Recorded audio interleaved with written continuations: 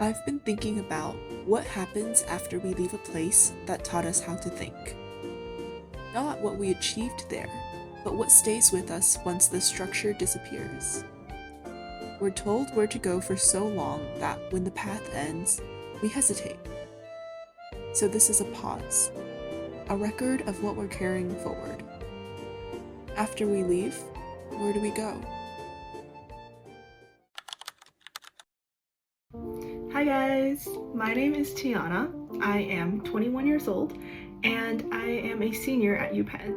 I will be graduating in 5 months from today with a diploma from the #1 business school in the world. And when I reflect on what I'll be leaving this experience with, I feel so endlessly grateful to know that my mind immediately goes to all of my lovely friends, the professors that I've had the opportunity to learn from, all of the memories I have from, just living day to day in college and studying abroad, and having a job lined up for post-grad. And truly, these 4 years have been so transformative, and I wouldn't change a thing. But, oh my god, do I feel like I've changed as a result of it. Time seems to pass so much quicker now. I am forgetting how to be curious and creative. I'm attaching so much of my current happiness to how adequately it feels like I'm setting myself up for the future. And I'm so worried about not regretting today that I'm afraid I'm going to regret spending so much time worrying about it in the first place. And am I ready for graduation? Absolutely not. Sentimental reasons aside, there are so many things that I do not know. For one, how do I navigate the rental market? What kind of insurance do I buy? How does the credit card system actually work? And how do I gain the points? What are all the types of taxes that I have to pay? And how do I lessen them? How will I possibly afford American healthcare? Or buy a house in the future? Or figure out how to invest my money? And most importantly, how do I design a life that I love to live in this world that changes so rapidly?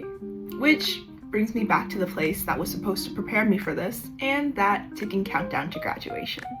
Why Wharton? Well, the website promises that with a degree from Wharton, you can go wherever your path leads you.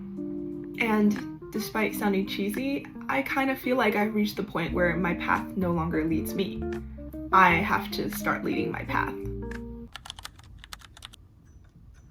I often think of this one Reddit post, what they teach you at Harvard Business School and what they don't teach you at Harvard Business School, which, pretty much covers the whole thing. And I had the idea to share my version of everything that I learned, both what was and wasn't taught over my 4 years in college. One, so that I could immortalize my brain as it exists in the current moment. And two, so that I could actually hold myself accountable to remember everything that I was taught and to do the research and learn what I don't know. So the goal is that this archive will contain hopefully all of the knowledge and opinions in my head distilled into a set of hopefully punchy, hopefully entertaining videos. But I also know that I don't want this to just be me talking to myself. After all, we just established that there's so much that I don't know. So part of this archive will be conversations with the people who taught me and the people who grew alongside me. Professors, friends, mentors, the awesome people whose brains I also want to immortalize. Not about resumes or outcomes or where they're headed next necessarily, but about how they think, about what mattered to them at different points in their life and how that changed, about what they've learned, unlearned, and are still figuring out. I want to ask questions that we usually don't slow down enough to ask. Like, what do you hope you don't forget? What is your propensity for risk? And how much of your life feels performative? Wow, it's getting really loud outside. Oh my goodness. I'm not asking these questions because I think there are right or wrong answers. I'm asking them because, one, bring back introspection. It's so underrated and I don't think we do it enough. Two, graduation seems to mark the point where people actually start creating their own paths. The academic system creates the illusion of choice, where, let's be real, we are all kind of moving in batches. You have the business students who get inevitably corralled into investment banking or consulting like lost sheep. The engineering students who all start out looking to build the next Apple, but somewhere along the way, all end up building another B2B SaaS AI wrapper, or, work in software engineering for some other B2B SaaS AI wrapper.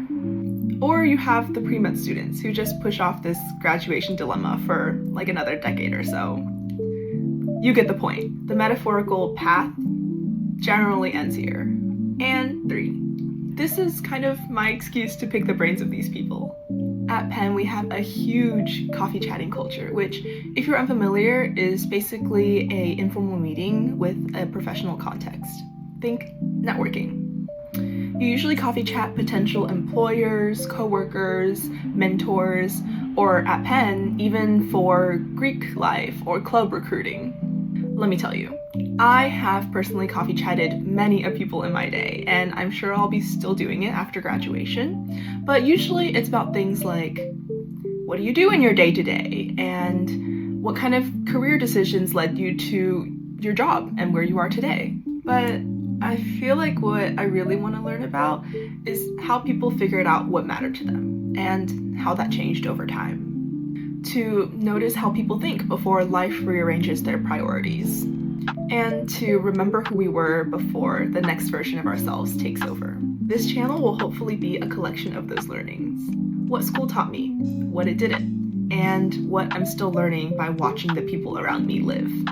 If you're someone who's about to leave a place that shaped you, or already has, or you just feel like you're standing on the precipice of something undefined, you're welcome here. After we leave, where do we go?